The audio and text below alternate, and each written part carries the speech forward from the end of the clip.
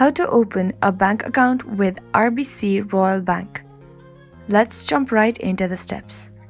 First, you want to go ahead and open the app. From online banking from home page, you want to go ahead and select Account and Services under Purchases and apply. After that, you want to investigate and understand what type of account does RBC Royal Bank offers.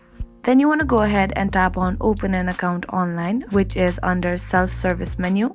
After that, you have to follow the instruction in online application to open your account. You might be thinking, what do we need to open a bank account with RBC? That is, 2 forms of valid ID such as passport, driver license, and volunteer registration card. Next, proof of residential address. Next, valid permit. So, how long does it take for an RBC account to open? If you do it online, it must take almost about 10 minutes or less. And that is how you can open a bank account with RBC Royal Bank. I really hope this video helped you out. Thank you so much for watching till the very end.